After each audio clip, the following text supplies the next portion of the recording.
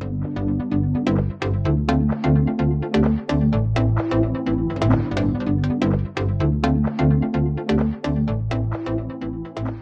साथियों, team WCL संवाद की ओर से आप सभी को नववर्ष की हार्दिक शुभकामनाएं।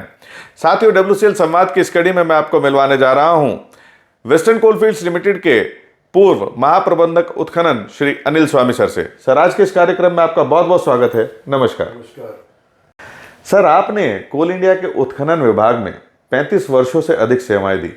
अपने करियर के शुरुआती दौर से अभी तक का अपना अनुभव साझा कीजिए। साथ ही यह भी बताएं कि इस अनुभव के दौरान सबसे ज्यादा प्रभावित आपने कब महसूस किया? 1981 में मार्च में मैंने कोल इंडिया ज्वाइन करा था। पहली पोस्टिंग CCL में हुई। CCL हेडक्वार्टर कांके में। फिर जब मैं गया तो मुझे बोला गया कि क्या आप सिंगरौली जा सकते हो। मुझे बिल्कुल जैसे मन चाहिए मुराद मिल गई हो, मैं सिंगरौली ज्वाइन करा। मुझे गोरबी भेजा गया। गोरबी भेजा, वहाँ पर सबसे छोटी खदान थी उस ज़माने में सिंगरौली में, और बहुत अच्छा लगा कि जाते बराबर एक मुझे गेस्ट हाउस में अकोमोडेट करा। CCL की इकाई थी सिंगरौली उस समय, और एक्सकेवेशन के इंचार्ज थे एक mister KLN Rao. KLN Rao साहब का एक तरीका था काम करने का, बहुत ज़्यादा स्ट्रिक्ट थे, और वो हमेशा कैसे काम बेहतर हो, कैसे स्पीड से हो, और ज़रा सा भी कोई काम खराब ना हो, सतत उनके दिमाग में एक ये चलता रहता था। और वो उसी को लाइक करते थे जो कि कोल इंडिया में तकनीकी रूप से उनके साथ में कदम से कदम मिला के चल पाए और उनकी तरह सोच पाए। मुझे इंजन्स में काम करने का बहुत शौक़ था, और कुछ वेल्डिंग हाथ से करने का भी बहुत शौक़ था। पहली बार मैंने जब सोचा कि एक इंजन बनाता हूँ, वहाँ पर 35 टन के डंपर थे, NT 385 इंजन था। तो मुझे एक फिटर ने बोला कि ठीक है, मैं गाइड करता हूँ, और बनाया मैंने वो इंजन। पूरा कंप्लीट असेंबली कर ली। समय करीब 1 महीना लगा, और मेरा इंटरेस्ट देखकर शायद राव साहब भी सिंगरौली से आते थे, तो उन्होंने कहा नहीं, अब ये लड़का काम कर रहा है, इसको करने दो। मुझे जिस फिटर के अंडर में मैं काम कर रहा था, सीख रहा था, उसने जानबूझकर कुछ गाइड ठीक नहीं किया, और हुआ ये कि जब वो इंजन माउंट हुआ डंपर पर और सेल्फ स्टार्ट दबाया गया, तत्काल इंजन का ब्लॉक बस्ट हो गया और इंजन फेल हो गया। सब लोगों ने मुझे बताया कि सर, आप तो अब नौकरी छोड़ दें तो बेहतर होगा, क्योंकि राव साहब बिल्कुल इस बात को बर्दाश्त नहीं करेंगे कि इतना बड़ा नुकसान आपने आते ही कर दिया। आपको तो हाथ ही नहीं लगाना चाहिए था एक इंजन जैसी असेंबली पर, लेकिन आपने तो बहुत बड़ा नुकसान कर लिया। एक दिन राव साहब आए और सब लोगों ने बोला कि सर, अब आप होशियार रहिए, उनसे बिल्कुल बहस मत करिए। मैं भी थोड़ा खौफज़दा था। मैं सोचा कि अब नौकरी छोड़ने की नौबत आ गई है। राव साहब ने मुझे कमरे में बुलाया और बोला कि दरवाज़ा बंद करके बैठो, और घूरते हुए मुझे बोले कि तुम्हें मालूम है तुमने क्या गलती की है? मुझे समझ में नहीं आया। मैं भी बोला कि सर, कहाँ गलती हुई है पता नहीं, लेकिन गलती तो ज़रूर हुई है।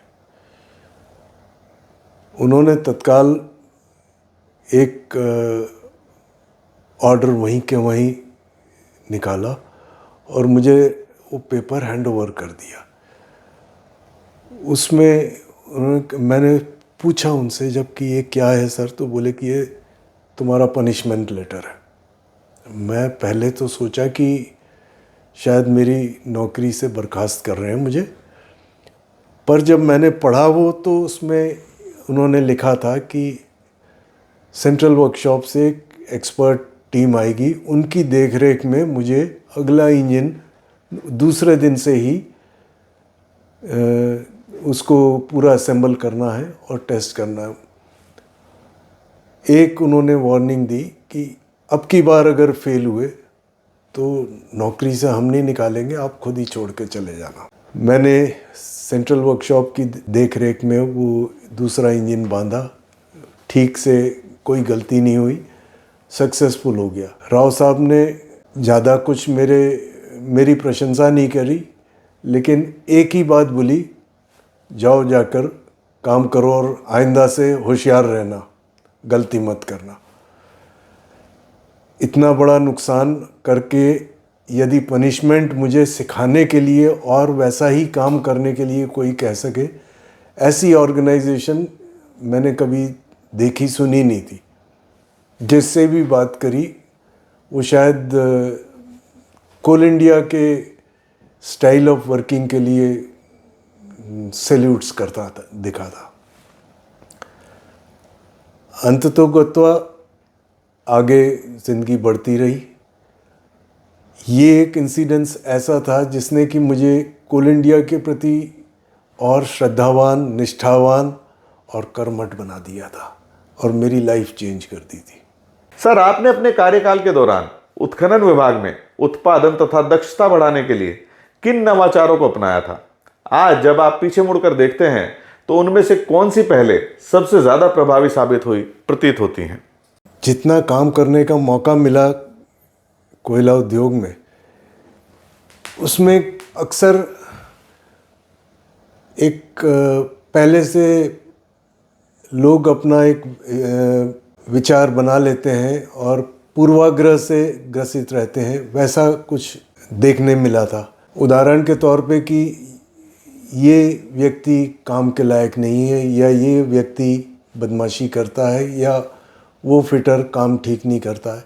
तो पहले तो ये था कि ऐसे जो व्यक्ति हैं जिनके के लिए बोला जा रहा है कि वो काम करने में दक्ष नहीं है, ऐसे व्यक्तियों को चिन्हित करो और उनके साथ मिलकर उनमें क्या विशेषताएं हैं उनको उजागर करते हुए उन्हें काम की तरफ लौटा के लाएं।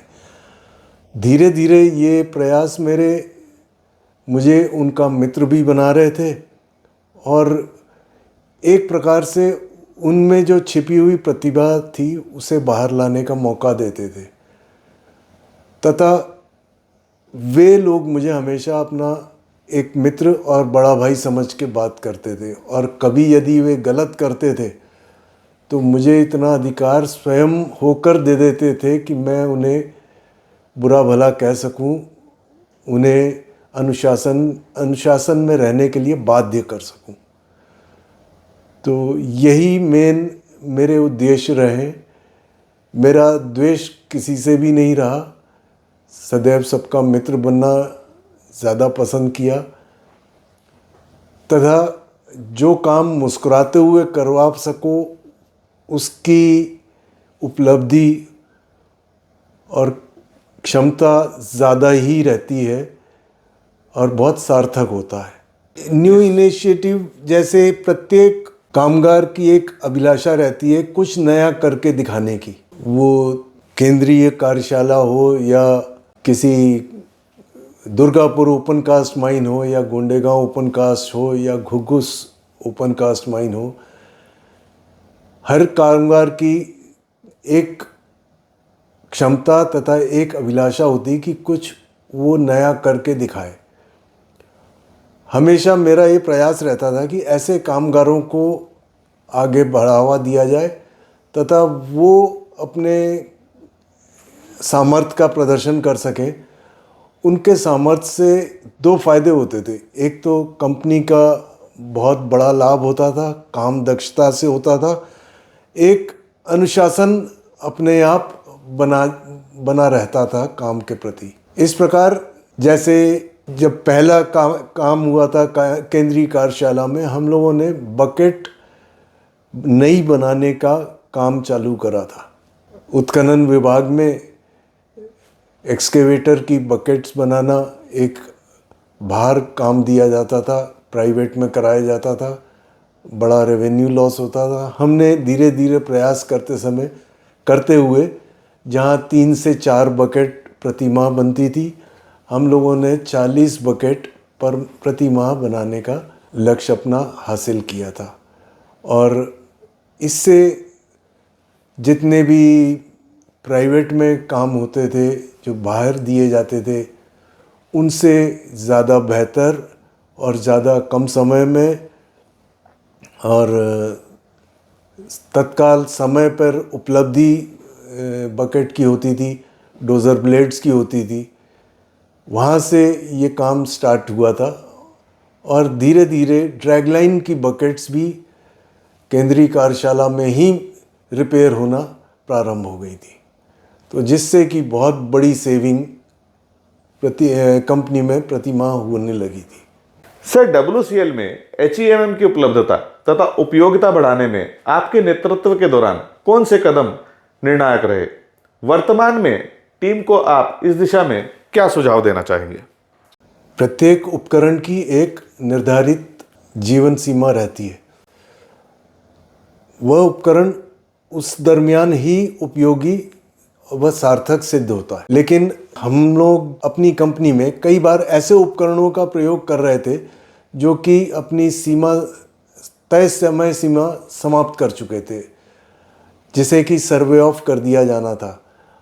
हम उसी में खर्च करते जा रहे थे और नए उपकरणों को नहीं ला रहे थे। मैंने ये सारे सर्वे ऑफ की जो सीमा समाप्त कर चुके हैं ऐसे उपकरणों को, ऐसी मशीनों को तत्काल बंद करने का सुझाव दिया था, जो कि तत्कालीन चेयरमैन ने अनुमोदित किया था तथा समय सीमा में ही नए उपकरणों का इंट्रोडक्शन कंपनी में खरीदारी की गई थी, जिससे कि अपने आप उत्पादकता में वृद्धि हुई। नई टीम को यही कहना चाहेंगे कि मार्केट में जब हम नए उपकरण खरीदने के लिए टेंडर आमंत्रित करते हैं, उसमें गुणवत्ता मशीन की तथा पिछली परफॉर्मेंस पर ज़्यादा जोर दिया जाए।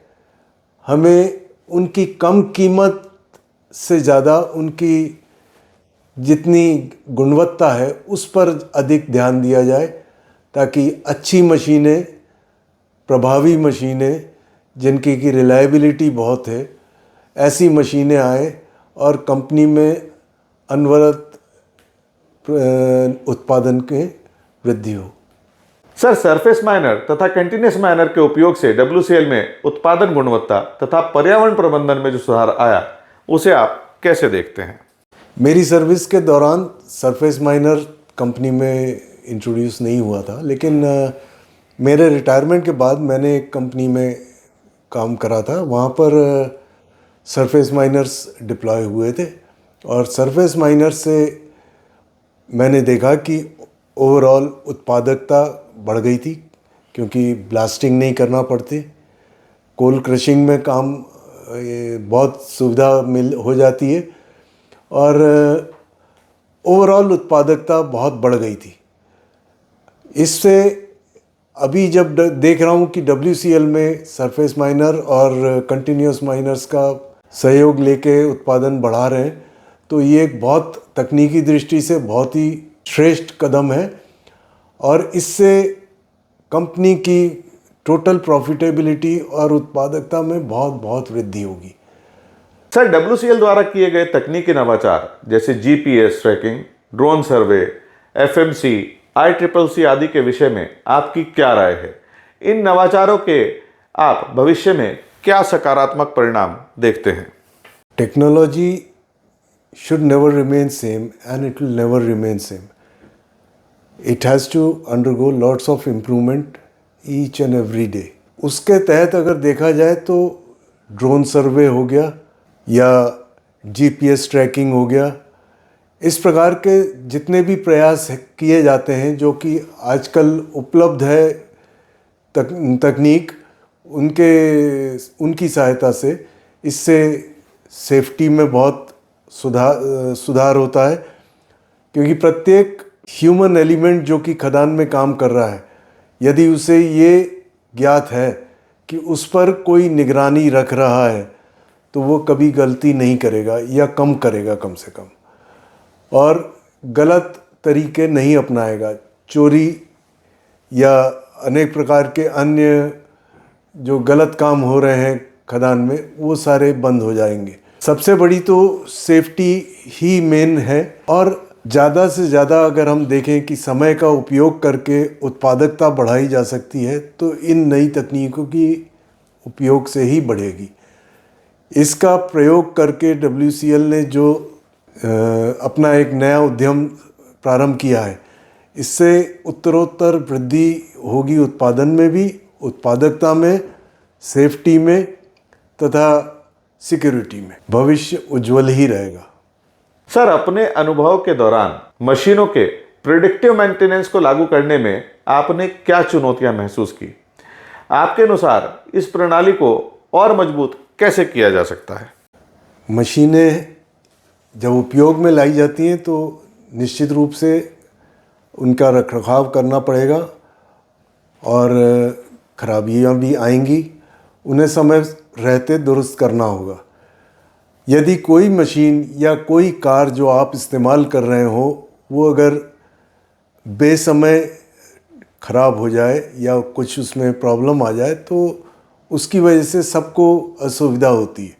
उसी प्रकार उत्पादन का बड़ा नुकसान होता है कि यदि चलती हुई प्रोडक्शन में मशीन रुक जाए तो उसके लिए प्रिवेंटिव मेंटेनेंस एक ऐसा सिस्टम है जिससे कि प्रिडिक्टिव बनाकर हम लोग टाइम से मेंटेनेंस कर दें, सुधार कर लें मशीनों पे। प्रोडक्शन का प्रेशर तो बेहिसाब हमेशा रहता है, लेकिन उस प्रोडक्शन को सुचारू रूप से चलाने के लिए यदि मशीनों का समय से रखरखाव कर, प्रिडिक्शन करके, उनका टाइम लेकर उन्हें रोका जाए और मशीनों में जो खराबियां आ रही हैं उन्हें चिन्हित कर समय से उन्हें सुधार लिया जाए तो उससे प्रोडक्शन में बहुत वृद्धि होती है तथा प्रोडक्शन हमेशा सर्वोपरि बना रहता है। हम लोगों ने यही कोशिश करी थी कि यदि ड्रैग लाइन भी है तो हम लोग एक एक महीने पहले ये डिक्लेयर कर देते थे कि मशीन को इस समय रोक कर इतने ये बचे हुए काम उसमें करना ज़रूरी है। इस प्रकार जब हम लोगों ने मेजर काम उसमें मशीन के कर लिए तो उसके बाद जब मशीन स्टार्ट होती थी काम करने में तो मिनिमम समय खराब करे हुए और मिनिमम समय मशीन बंद रहकर रोज़ उत्पादकता में सहयोग देती थी। यही आज के लिए भी ज़रूरी है, और आजकल तो replacement of parts is easier. तो प्रेडिक्टिव मेंटेनेंस में पार्ट्स जो कि डैमेज हो रहे हैं उनको रिप्लेस कर दें ताकि उनको फुर्सत के समय पहले से रिपेयर करके अगले मशीन के लिए तैयार किया जा सके। ऐसा अगर प्रेडिक्टिव मेंटेनेंस अभी भी करना स्टार्ट करें तो बहुत उत्पादक हो जाएंगे ये जितने भी हमारे उपकरण हैं, और इनकी कार्यक्षमता और बढ़ जाती है। सर, आधुनिक मशीनरी जैसे उच्च क्षमता वाले डंपर, इलेक्ट्रिक शॉवल या सरफेस माइनर के उपयोग से WCL के उत्पादन में आप क्या सकारात्मक बदलाव महसूस कर रहे हैं? इस दिशा में आगे बढ़ने के लिए आपके क्या सुझाव हैं? जितने भी उपकरण नए बन रहे हैं, मशीनें नई आ रही हैं, उनमें इलेक्ट्रॉनिक्स और मॉनिटरिंग सिस्टम्स बहुत सारे इंट्रोड्यूस किए गए।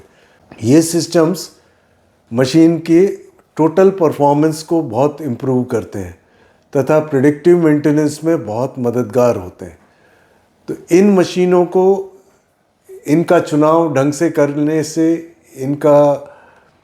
इनकी खरीद सोच समझकर की जाए तो इन मशीनों में जो लगे हुए संयंत्र हैं उनकी वजह से टोटल उत्पादकता जैसे कि प्रोडक्टिविटी बहुत बढ़ जाती है। और WCL आज की डेट में इन्हीं उपकरणों की सहायता से, जैसे कि सरफेस माइनर है, कंटिन्यूस माइनर है, नए रोप शॉवल्स हैं जो कि इम्प्रूव्ड सिस्टम्स लगे हुए हैं, उनमें मॉनिटरिंग सिस्टम्स लगे हुए हैं, नए डंपर्स हैं जिसमें कि बहुत प्रचुर मात्रा में नए इलेक्ट्रॉनिक सिस्टम्स भरपूर लगे हुए हैं, जिनकी वजह से कि यदि कोई डंपर में कोई खराबी आ रही है, मशीन में कोई खराबी आ रही है, तो उसमें पहले से वो सूचना प्रेषित करने लगते हैं और उसकी वजह से कम समय में समय रहते उन मशीनों में समय से रखरखाव कर लें, उनको दुरुस्त कर लें, तो निरंतर उत्पादकता बढ़ी हुई रहती है और बनी रहती है। अपने व्यापक अनुभव के आधार पर आप WCL के उत्खनन विभाग के उज्जवल भविष्य के लिए कौन से प्रमुख सुझाव देना चाहेंगे ताकि हम कोल इंडिया में सदैव अग्रणी भूमिका निभाते रहें? उत्खनन विभाग के प्रत्येक इंजीनियर को अपने समयानुसार और पूरे माहौल में कैसे जागरूक रहना ये समझना होगा तथा सिर्फ अपने काम से ही मतलब रहे ऐसा नहीं, इस कंपनी के हित के बारे में सदैव चिंतारत रहना पड़ेगा। जैसे कि नई मशीनें जब ले रहे हैं तो नई मशीनों में क्या क्या आजकल नई से नए तकनीक इनकॉर्पोरेट हो गई हैं, उनके क्या मॉनिटरिंग सिस्टम्स इनकॉर्पोरेट हो गई है, कैसे उनके लिंकेजेस, उनका आफ्टर सेल सर्विस का सपोर्ट ज़्यादा इम्पॉर्टेंट हो गया है, वो जो इनकॉर्पोरेट हुए हैं वो सारे सिस्टम्स को मिलाकर कंपनी के लिए जो सबसे प्रोडक्टिव मशीन है वो हम कैसे ले सकें, एक तो ये देखना होगा। प्लस हम लोग यदि सिर्फ उत्खनन विभाग के लिए ही सोचते रहेंगे तो वो न्याय संगत नहीं होता। हमें देखना है कि जैसे केंद्रीय कार्यशाला है जिसमें कि अधिकतम उत्खनन विभाग के अधिकारी लोग कार्यरत हैं, इन्हें क्यों न ये कोल हैंडलिंग प्लांट्स और दूसरी मशीनों के रखरखाव का भी जिम्मा उठाएं और क्यों न उनमें भी अपना सहयोग प्रदान करें ताकि उत्पादकता उनकी भी अग्रणी रहे।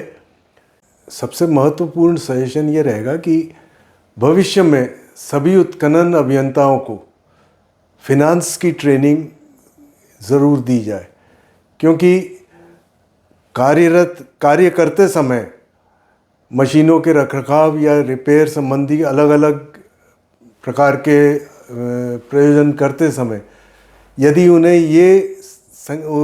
ये संज्ञान ले पाएँ कि उनकी कार्यक्षमता अगर कम है तो उससे कितना नुकसान हो रहा है, स्पेयर्स की अनअवेलेबिलिटी से कितना नुकसान हो रहा है, यदि वर्कमैन हमारे काम नहीं कर रहे हैं समय से तो कितना नुकसान हो रहा है कंपनी को।